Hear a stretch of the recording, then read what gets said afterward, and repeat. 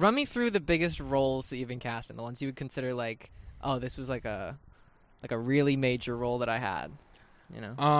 I was like the Beast in Beauty and the Beast, Yeah. you know, and then I was like, but also like, for context, super small town, super like underfunded theater program, so like super conservative town also, so like really the only guy willing to jump around and dance for people. So yeah, I ended up being like Shrek, the Beast, and I was like Charlie Brown in the musical.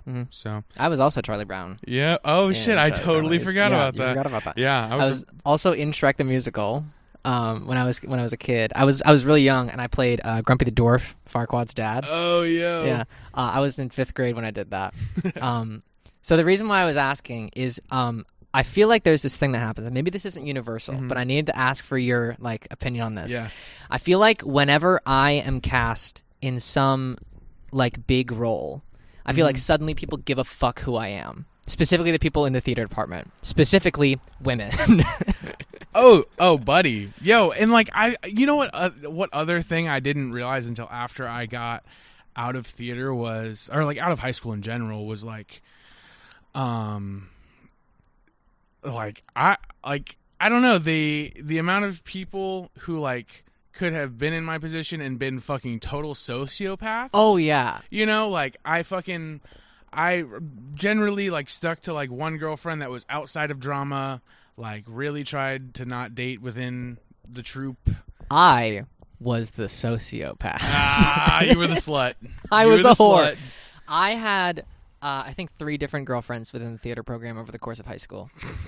And these were during shows. I was in a cast with these people, and Were they your opposites? oh no, it was like it was always just like a random person. Oh, okay. It All was right. it was just like I did Background or like on stage? on stage. Oh shit. On stage. Okay, so you're just like I remember the first show that I did was Camp Rock the Musical, and I was fucking Nick Jonas. Yo, the clout you had after that. No, because Over I'm not even 9,000. fucking kidding. I'm not even fucking kidding. I would literally do this. I did this show, and like I was unpopular. You know, before this show, no one gave a shit who I was, and then I got a haircut, and I started dressing a little better, and I did this show, and suddenly I had so many people, like everyone at this school who saw me in this show and suddenly wanted to like sit at my table and talk to me because like suddenly they realized I existed. Right. But like yeah. before the show, I started dating this girl who was also in the show with me, and I remember have you ever seen Camp Rock 2? No, I cannot say. I've seen the original Camp Rock a few times, like willingly and unwillingly. Right. But yeah, not number 2. I don't think. So the musical follows Camp Rock 2 more than Camp Rock 1. Okay. And my character had like a love interest, and I sing this song like introducing me, where I'm like, I'm sorry I've been so like weird and mysterious this whole time. This is who I actually am. I'm actually a loser. And the whole time I was doing this song, every single time I could literally see my girlfriend standing in the wings with her arms folded, staring at the girl who I was singing to like she wanted to kill her every single night. Nah, bro. Nah. See, that's some shit I could not take. That'd be. No, See, I'm more like I don't necessarily think that like being in a production like it was definitely part of like why I was like more popular in like high school and stuff. Yeah. But I think generally like I was just like I've always been cool with everyone. So like I just being in a play and like I don't know, I feel like it's like a rite of passage for like a fucking like well-rounded man to go do some shit like in the arts, fun shit, you know? Like you gotta, if you don't like take some time to like do something artistic in high school. No, 100%, man. Even in life, like I swear, man. Like, oh yeah, if your level of like art, I feel like is like limited to just listening to music and like watching a few like movies here and there. Yeah, I feel like you're like inhibiting yourself. There's so many people who just like they listen to music. They watch some movies, they play video games, and they have a day job.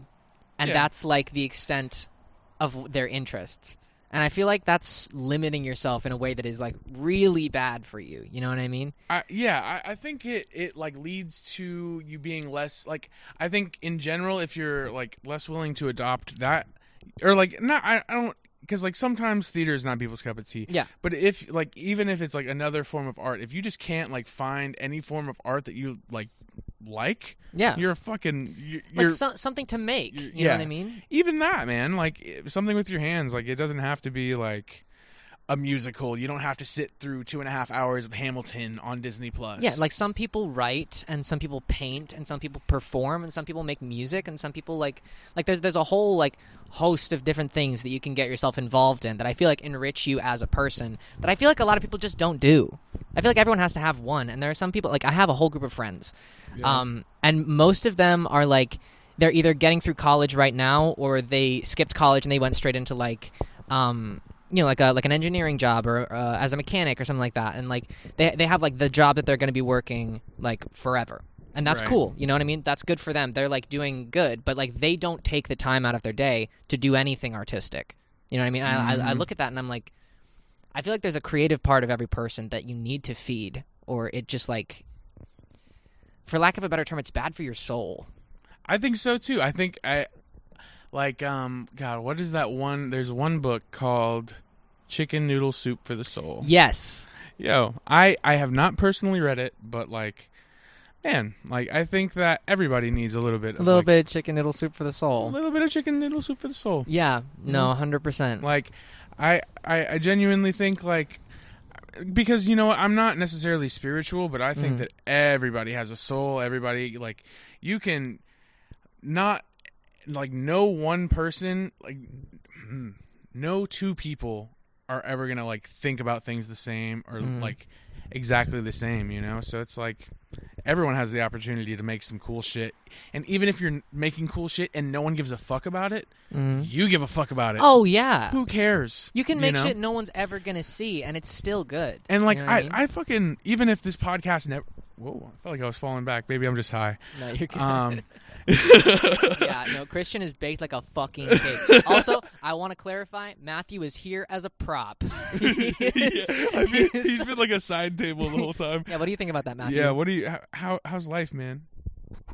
If you see me concentrating hard as fuck, it's because I'm like trying to actually have podcast level audio and not be, you know, mid as fuck. So, you know, let me know if it's mid as fuck. We're trying to make a product here. God. Yeah, and he just keeps changing the inflection in his voice, so I have to keep changing the levels. It's great. Matthew is 5 minutes away from taking out a knife and taking me out. Like, guys, we're in dangerous territory here. I'm never going to be on another episode of this podcast, and I will be dead. Yo, can't be putting accusations out there like that. Well, listen. He said, all right, listen, mate. Right, mate, listen. But yeah, fucking... How did you get involved in theater in the first place? Like, what was the thing that made you start? My thing was I was homeschooled my freshman year of high school. Florida virtual school. So, like, shut your mouth. No one can fucking hear you, Matthew. No, anyhow, he's like looking at the levels. He can see that it picked him up. But nah, I was in 9th grade and my mom did not want me to go to. We have like a 9th grade center. Yeah. So like they separate 9th graders. They're like half a mile away, maybe a full mile away from like the actual high school. And yeah, my mom didn't want me to go there for that year. And like looking back at it, like thankfully I didn't. There was like a whole like race riot. Jesus Christ. Yeah. Personal story. I went to that 9th grade fucking center, and on my first day of school, I got beat down.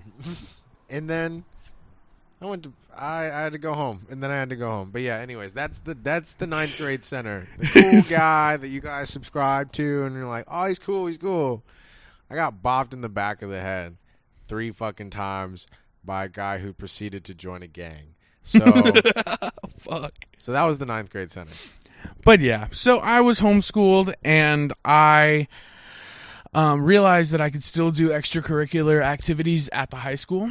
So what I did was band and drama during the day. So I would go for 2 hours during the day, and then my mom would pick me up, and I would go back home, and then finish up my schoolwork. Yeah, and then I really like clicked with all the people in drama. Like they were all like, like there were dickheads. Yeah. But yeah, like I think I made a generally good imprint on that like program, and I think I made like a lot of good friends. So it was fun. Just like band was fun, like dressing up and playing the tuba, bro. Oh man, that was like, we were listening to Seven Nation Army. Yeah. Yeah, oh, dude, we were listening to that in the car the other day, and I was like, fucking, I can just like remember all of the notes. I just like went so ham. I feel like so many of my friends played an instrument at some point in their life. Like, what did you play? I played tuba. You played obviously. tuba. Fucking. Yeah. Matthew played the trombone, the euphonium, right? Yeah. Both. Yeah. Yeah. Euphonium and the trombone. Talented I've seen motherfucker. the euphonium. Yeah, but so that was the one that came to my mind. And then like Ezra played the saxophone, and Jordan also played the euphonium, and like so many other people. Like I feel like every person I can think of played an instrument at some point. I hadn't played an instrument until I got a guitar after high school, which I feel like is crazy. Yeah. I feel like most people have at least touched an instrument before then, but not me. Yeah, I mean, like, I feel like everyone's touched like a recorder, like everyone's played Hot Cross Buns, but I maybe think, like a ukulele if you had a good music program. Yeah, not Okeechobee County, I'll tell you that, sweetheart.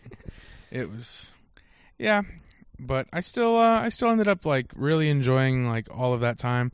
And then I was in like the church choir when I was a jit, so like that helped with like not sounding like a fucking dying seal. Yeah, so it was fun. The first time I got interested in doing theater was actually when I was in elementary school, because the local high school like closest to my elementary school, they had this program where like a bunch of high schoolers who like once I got into that high school and started like hanging out with those people, I realized that whenever they talked about having to go do that, they're like, I gotta go talk to these fucking elementary schoolers about how to play park bench. Ugh, I wanted to kill myself. But like at the time, I was like, like as a, I don't know, like 8-year-old, I was like playing these like improv games, and I was like, acting's fun. I love acting. And then I got into 5th grade, and I realized that same high school, not the high school I went to, but that same high school that did that like little program with the elementary schoolers, they had shows that were open to anyone like 5th grade and up. So I auditioned for a show, which was Shrek the Musical. Okay. And that was my first show that I was in. And I did like 4 more shows there. And then once I got to high school, I was like, fuck this. The director is mean, and I don't like this. And I don't want to do this anymore. So then I started doing theater at the high school that I went to. But the show that they were doing when I got into high school was Seussical. And I was like, I already did Seussical, and that was a fucking nightmare, so I'm not doing that again. So I sat that one out, and then I joined, and I like auditioned for Camp Rock, and I did the large group musical that they did, and my drama teacher kept being like, you have to audition for something, you've been in this program since 8th grade, you gotta audition for stuff, and I was like, wait, I'm waiting for a good one. Yeah. And then I did Camp Rock and Hairspray and 13 the Musical and fucking what else?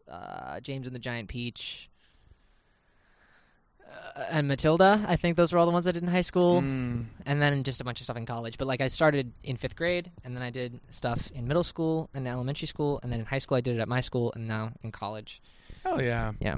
Oh, so you're still like actively in theater I'm now? still doing my best. I've kind of fallen off of it. But right. I got a bunch of good roles, and then I had to kind of back away from it so I could focus more on like graduating college life and like, getting forward. Yeah. But yeah. I just want to spill this small redemption arc. Yeah.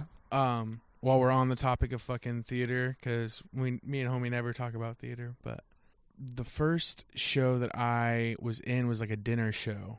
I had been like background, and then like I did this dinner show where like my wife, like it was like a murder mystery, and so my wife ends up being the one who's killed, right?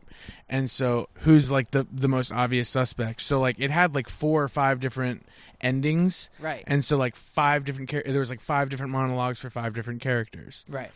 So the people who were attending got to vote on who they thought the murderer was. Right. And obviously, like, I have lines that, like, everyone has lines that would, like, lead you to believe it's them, and, like, the audience chooses who the murderer is. Right. So they pick me, and I have not prepared my monologue. I'm like, they won't pick me. They won't pick me. There's, like, 5 other people. Oh, no. There's, like, 5 other people, right? Oh, They no. won't pick me. My name comes up, and I'm God. fucking blank. So That's a nightmare. yeah, man. So what ends up happening, I don't recover. I don't say any other word but I'm sorry. And I, like, run out of the cafeteria. And I cried my fucking eyes out because I forgot my lines in front of 300 people. That sucks. Yeah, and the theater teacher came out to the back and gave me a hug, and little like known fact to me was the actors inside, like, after I'd run out, were like, he's sorry because I was helping him, and they fucking finished the show and nobody knew of the fucking difference. That's like, they insane. saved it. They That's totally so good. saved it with good acting. And yeah, I fucking did not want to do any kind of production after that, like, nothing. Yeah. And so I'm, like, just doing background stuff. This is, like, my sophomore year, so I'm, like, attending the high school. I keep doing background stuff. I'm a server for the next dinner show, Right. the next school year, so Yeah. a whole school year later, a whole year later, whatever. I remember walking into the cafeteria, like, where they prepared the food. That's, like, where the background was for the actors, like, the green room. I went in there, and they were talking about what had happened last year. Oh. In a circle. And I came in, and they were like, oh, look who it is, like, just who we were talking about. And 3 of my best fucking people were miming me running with their hands up, like, through, like, the crowd of all the actors about to perform this show. So, needless to say, I was like, oh, all right, motherfuckers, everybody wants to laugh in my face. Okay, great. So, a month later, the musical auditions roll around. Guess who just so happens to get the lead? Hell yeah. You can all Suck on my dick. Maybe lick the balls a little bit. Maybe go fuck yourself right in your ass. Oh, dude. It felt so good. That's so vindicating. Dude, the first rehearsal I had, I remember this guy, he sung like shit. And I was like, yeah, man, maybe try that. Just, like, sing a little better.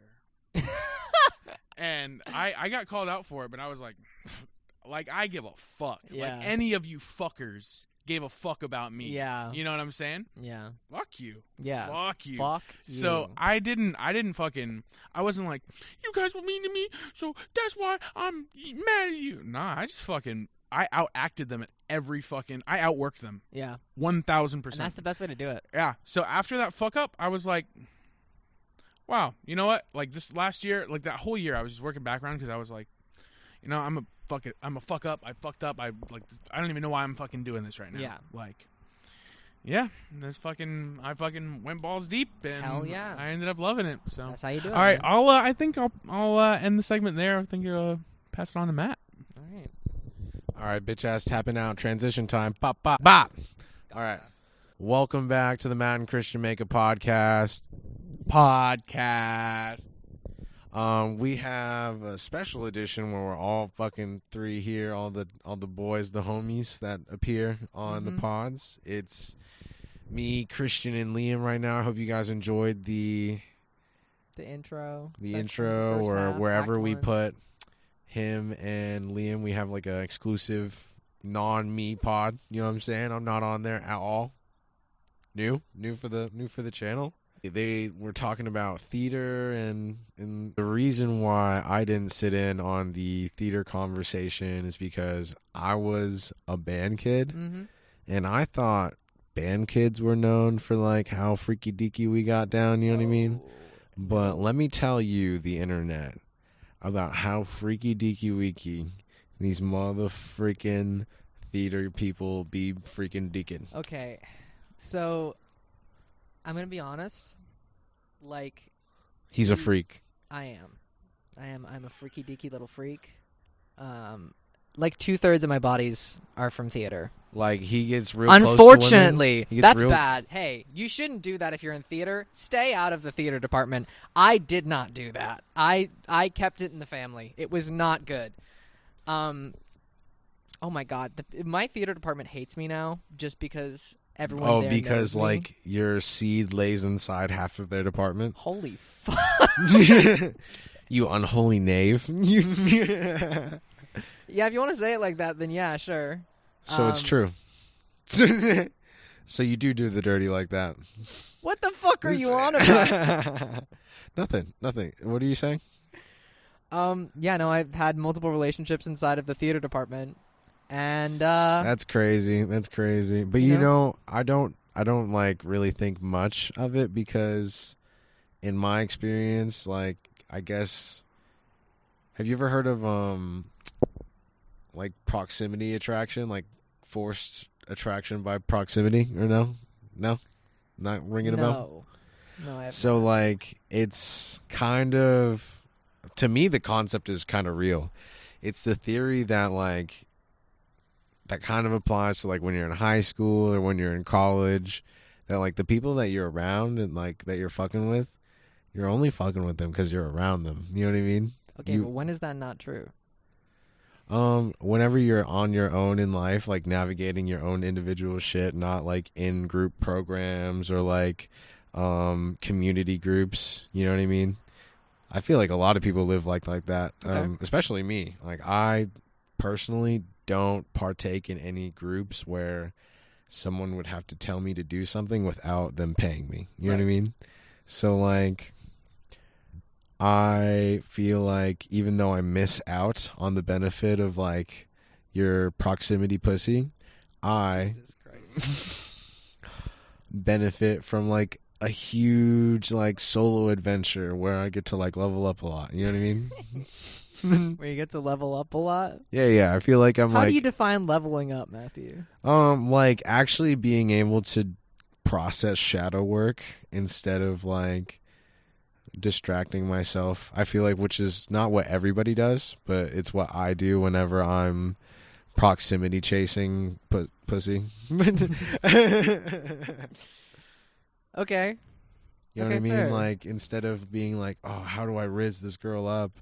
Or how do I set up this interaction? Or what if an interaction happened? I'm like, well, maybe that'll happen. Maybe one day, maybe, or not. You know what I mean? So what I'm hearing is the difference between you and me is you're bitchless. I say this every time. And you're like, no, bitches. I called Liam last night at 1 a.m. and was like, why are you gatekeeping your bitches from me? Why are you? Cause, He did. He I literally called me at 1 a.m. about a specific person.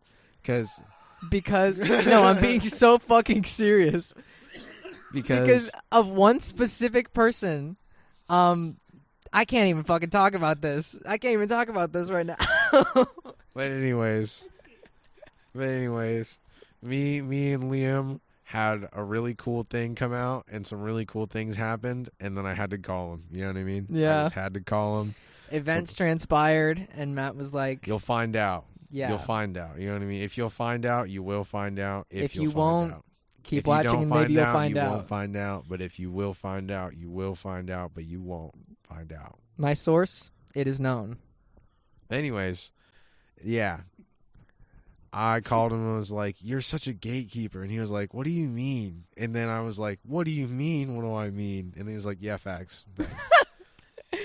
No, but I don't think I'm gatekeeping. I don't think I'm gatekeeping. Bro. Oh my God. Yeah, I guess they have boyfriends or whatever, but like, I'm not the keeper of the gate, my friend. There are too many gates for me to keep here. You could at least bring me, like, you know, the guy Like an who, offering? No. Yeah. Actually, yeah. You know, like the Yeah, guy. I'll lay a woman upon the altar know- of Matthew. You know, like the guy who like steers the boat to the river Styx. You know what I mean? Be that guy for me. Karin? Sure, why not? I played him in a play once. Let's talk about that. Be that guy for me. Be my Karin in the river of pussy. You know what I mean? Jesus Like, Christ. You owe me an obol then. Like, I want you to guide me through all the wet motion that you can foresee. You know what I mean? Because you obviously know what's going on more than me. I ain't got no motion, man. If you don't have motion, I have like negative motion. Then you have I've negative literally motion, created black matter with my movement. You know what I mean? I'm like you're insane. But Listen, anyways, I have no motion. You have negative motion. It is known. I hope your girlfriend watches this. If she watches this, she'll know I have no motion. If you were in a room of everybody you have ever met, like that's alive. That is alive. Currently, not dead. People are out. Dead people are out. Who would you go for first? Who would I right go now? to first? 2024, April. It's about to be 420. That's a big question. I feel like it's an important question.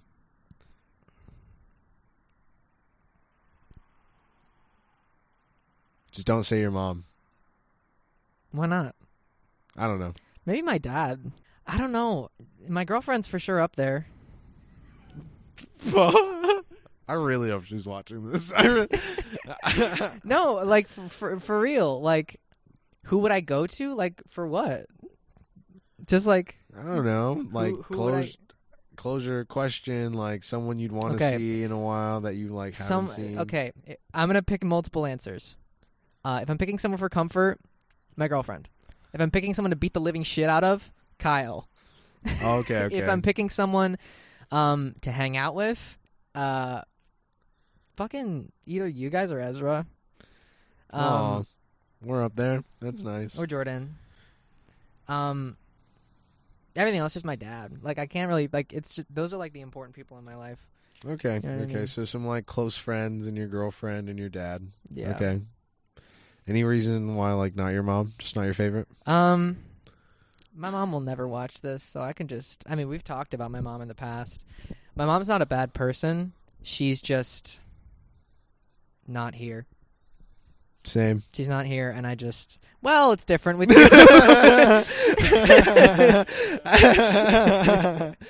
Yeah, a little bit. A little bit. Also the same. Oh my fucking.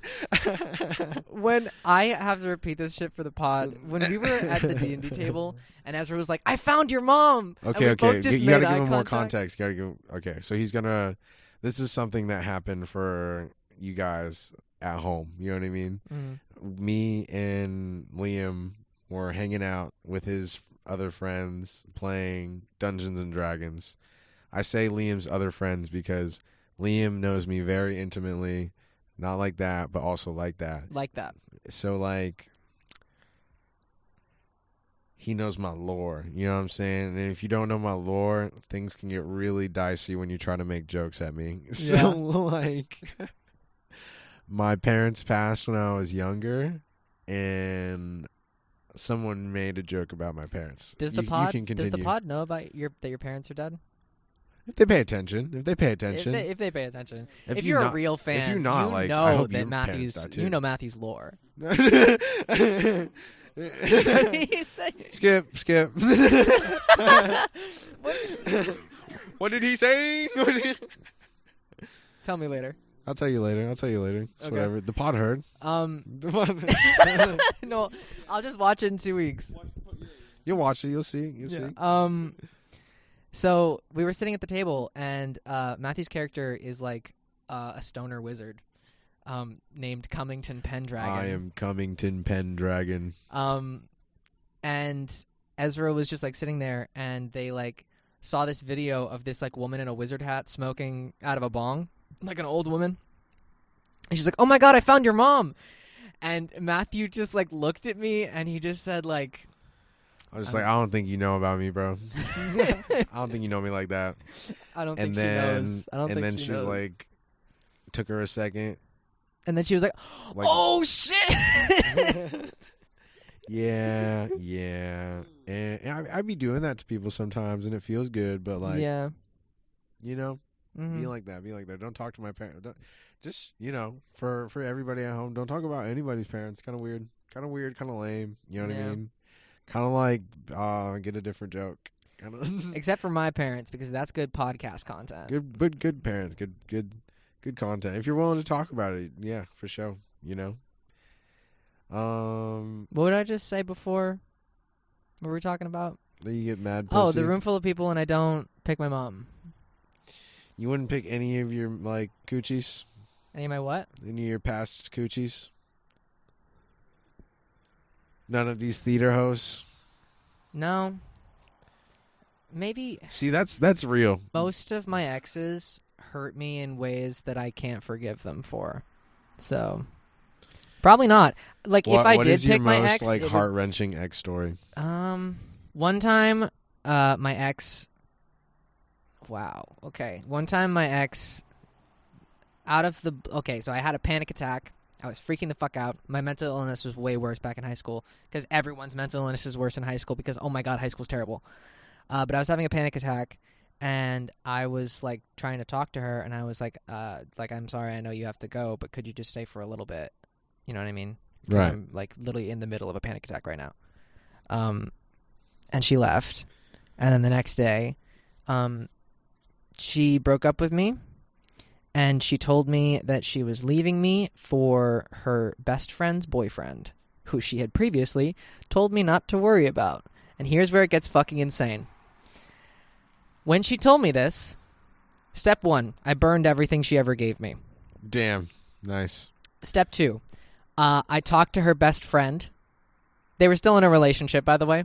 I talked to her best friend, and I said, hey, I don't know if you know this, but my girlfriend is apparently in love with your boyfriend. So maybe you should do something about that. And then I heard back later from my girlfriend, my ex, that I shouldn't have done that because he actually doesn't care about her or like her. She was just saying that to hurt me. I feel so sorry for you for that. That sucks. Yeah, I know it sucked so fucking bad. In high school, I never really went through any crazy breakups, but I really went through like liberating breakups in high school. It was like, thank the Lord that I'm finally past the blindness that this fucking whore put on me. And then I got to my one girlfriend that I always talk about on this podcast, Sky. and that's when I met you. I like became a broken man who was like, oh yeah. He was my God, I'm broken because women break me, and that's all I know. He was sad. And that was my life. And then I made it back somehow. And like, he's a broken man. He's a shell of a person. Like now I have such high standards. Someone fix him. OnlyFans woman. Dude, you literally have to be like I feel like that's so. It's not even that like that's so desirable to me. It's like kind of out of the box. You know what I mean? No, like, I know. OnlyFans model. Only you can save him. Only you can save him for $5.99. Give me that free membership, bro. Give me that. I'm fiending. He's fiending. Only a sex worker can save him. Honestly, kind of. You know what I mean? Only you can save our troops for $2. Parentheses, Matthew. He's in a dry spell. Please, someone suck his dick. Bro, he's not wrong. I'd be dry as fuck. What's the longest dry spell you've ever been through? Oh my God. Years. Like 2 years probably. Okay, like, is that in high school? No. Oh, wow. Damn. Well, let me think. I mean, I guess I'm coming up on that, you know? Really? No, but... When's the last time you... The last time was definitely last year. Damn. Definitely. Like, I went on a crazy dating crusade in January of this year, in 2024, and I just could not connect with one single person. Everybody was, like, trying to status climb, kind of, because I only went on dates with women who stayed, like, they either moved back home with their parents, or they're like, yeah, I stay with my family, you know what I mean? And then, like, they really fucked with me, but then they're like, you don't live on your own, so this ain't fuckwoodable. And then that just like turned me off even more from dating. So I like haven't been dating in 2024. I'm kind of deciding to be celibate, low key. Are you though?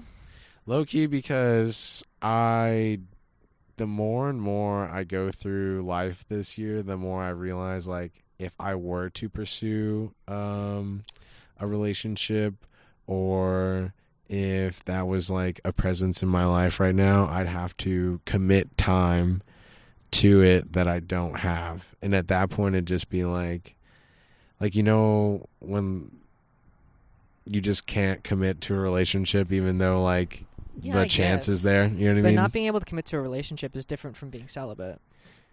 Well, there's a difference between this like pussy ass shit that like the Gen Z has like kind of put into the zeitgeist of like, I have commitment. I don't understand what commitment issues are. You either like want to be with the person or you don't. The reason why I quote unquote cannot commit is because I would not be proud of the like time and effort that I would put in to the relationship compared to if I was like not pursuing my dreams right now. You know what I mean? Gotcha. So like, yeah, I don't understand what people say when they're like, I have commitment issues or I have trust issues. Like, if you want to be more honest, just say you don't trust me specifically. Because if you don't trust everything, then that's like you have a mental problem. You know what I mean? You have like some level of schizophrenia, you know? Like you don't think the chair is going to be there whenever you sit down. You don't trust anything.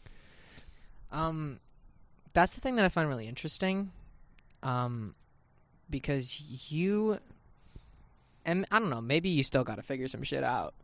But or maybe it's just a bit, I can't really tell, but like whenever we get on here and whenever we hang out, I feel like 50% of the conversation is bitches, women, hoes, pussy. Oh yeah, it's because like it's because you're trying to get laid.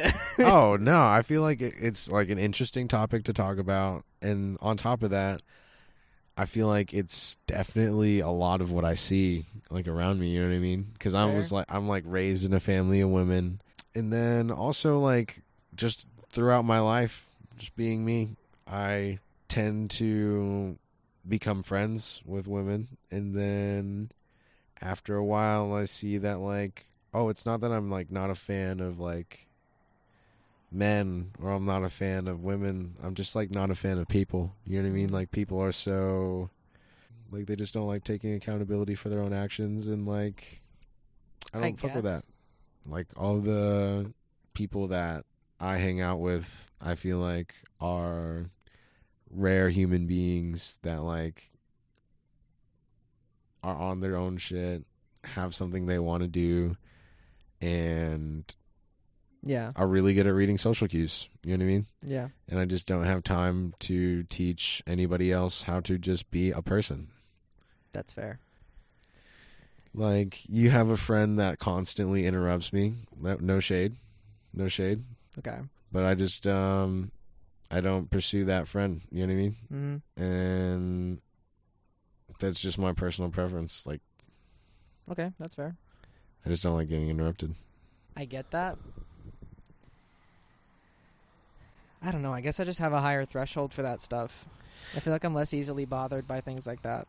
Yeah, I think I'm like, it may be my ego, but respect is a big thing for me. It's also because of my upbringing, because I grew up in like an Asian household where like disrespect is met with corporal punishment. Mm-hmm. So like going through my life, rather than like exacting that on other people, being like, you, I just retract myself.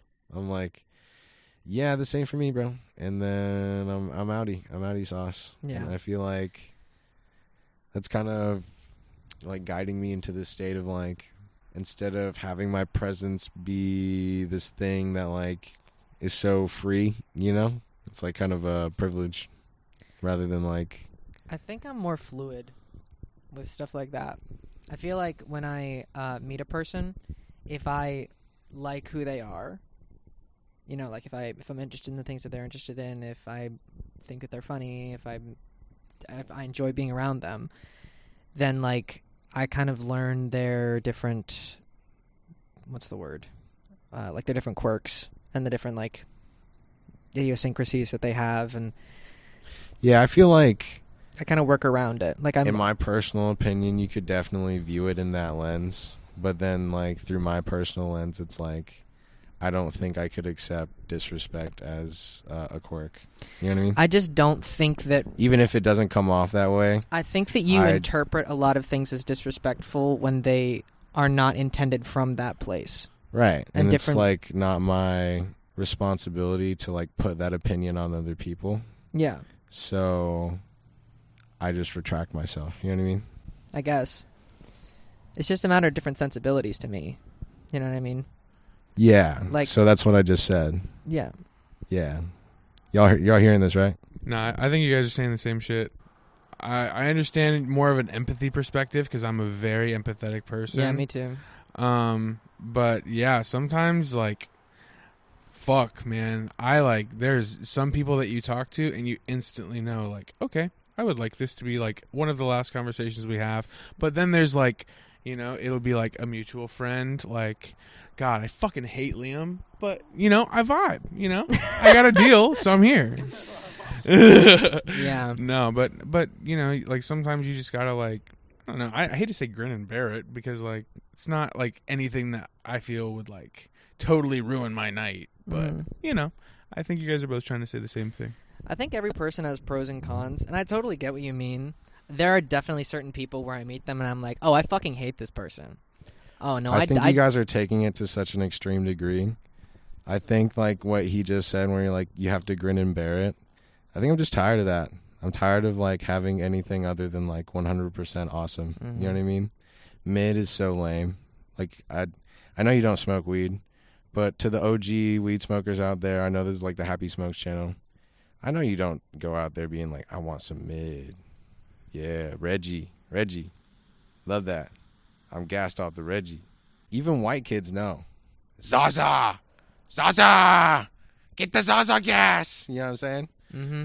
Zaza, brother! To me, I'm coming on to this different level of like, I've always had to do this grin and bear it thing. Not even new with new people that I meet, just even old childhood friends. Because I've had friends go from like, I've talked about this on the podcast before.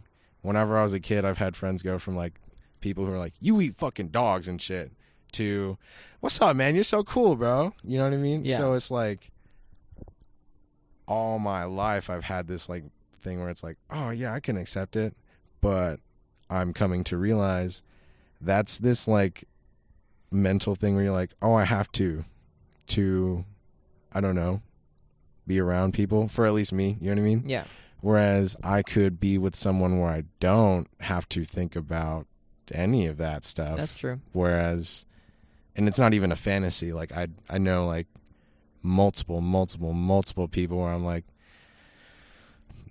I can trust them with my life. You know what I mean? Mm-hmm. And then it's like, my epiphany here is that I'm coming onto this different standard of like, who I want to be around, I guess, you know, especially now that I'm coming into really fucking with editing and like just traveling around to record, and like, I'm going back to the open mics and stuff. It just feels like this new era of like, why? 'Cause I apply this to like Tinder dating and stuff. It's like, why waste my time with someone who thinks I'm mid too? You know what I mean? Or thinks I'm like, even if they do think I'm really cool, do I really need someone else like stroking my ego? You know what I mean? Yeah. Where I don't even think I'm the coolest yet. Like, it's almost like prolonging comfortability. Yeah. Where I feel like all the universal messages around me are like, ease is the greatest enemy to progress, and like, discomfort isn't like forever. You know what I mean? Yeah. Yeah. That's a quote from Denzel Washington. Ease is the greatest enemy to progress.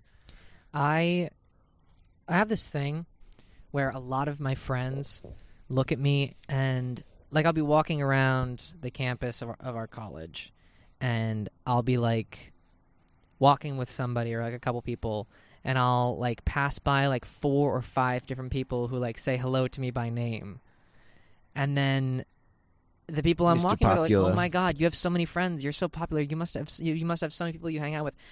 I know a lot of people. I know a lot of people's names, and a lot of people know my name, and I have to hang out with a lot of Bro's people. like defining the word popular. I know a lot of people. I have very few friends. That's the difference. Yeah, I feel like I definitely apply that to the extreme for myself. Is like close circle only. Like I really don't even try to talk to like strangers. You know what I mean? Mm. Yeah, I feel like I've kind of just like settled into like the people who I'm gonna be with. You know what I mean? At least for a long time, if not like the foreseeable future. I wouldn't say settling. I feel like I've really come to appreciate my close circle. I just meant like I am like set, not like I'm settling. Like I wish I had something better. I just mean like that's where I am. No, not even that. That's what I'm saying. I understood what you meant. I just mean like these people have always been in my life. Like it's not like I'd met them in college. You know what I mean? It's like I met my best friend Raquel when I was like 5, and now I'm 21. So that's like what, 16 years of friendship. Yeah. And then I met Christian when I was like 16, and now I'm 21. So that's like 5 years of friendship. I'm coming on 22, and then Faith. I don't care. I'll name them all right now. You know what I mean? All 3, all 4, with you included. You know what I mean? Like Liam and 2. It's like my circle is so close. It's a square. Yeah. I only have 4 people. Like, and then everybody else is such a literal nerdtard that like I can't talk to them because they won't accept it. Yeah. They'll be like, I'm not a nerdtard. And I'll be like, you just said it. You just gave me the proof. You know what I mean? Proof in the pudding. But if you know what I did earlier to you when I was like, oh, you're so cool, man. When I was like, that bullshit. And then you just like repeated me. There's a certain level of like social cues that I see someone else understand that I'm like, oh, we've been through the same thing. You know what I mean? We've had to like, I saw this on a animated show and like they're like exposing trauma or whatever, but they're like, yes, for my whole life I've had to monitor the reactions of others and listen to what they're saying to get by. But like, yes, that's what I do. You know what I mean? I monitor the room, read the room, make them laugh, get by. You know what I'm saying? Get over it. And then it's like people who didn't have to do that to survive, to feel good about themselves, you know what I mean? Yeah. I just don't relate. Just don't relate, because it's like you're still learning how to like do this, whereas like I was traumatized, you know what I mean? I need a little trauma in you so that we can like fire at each other traumazine style, you know what I mean? Load it up, lock it up, be like, bomb me, bro. Something that I realized literally like just now. Don't bomb me, bro. And I don't know if you want to like put this out on the pod, because I know this is still a new thing. But you were talking about showing me your song earlier, and you never did. Dude, so I haven't talked about it on the pod yet, but I'm becoming like a rapper type shit. But like, nah, I'm really trying to master, mix and record this song, and I have the rough draft out right now. Me and Raquel are recording it together. She's like the hook, and I'm the fucking verse. And that's really all I want to give you guys right now, because it's like rough draft as fuck, you know what I'm saying? And like I'm actually probably gonna play it for both of y'all whenever we get done, because my computer's right here. All right, you know he's fucking bitches and getting money. So I hope you guys enjoyed the Matt and Christian Makeup podcast with Liam. And I hope you guys enjoyed. Fucking, I said that twice. Leave a like, comment, subscribe, and fucking see you guys. Catch you in the next one.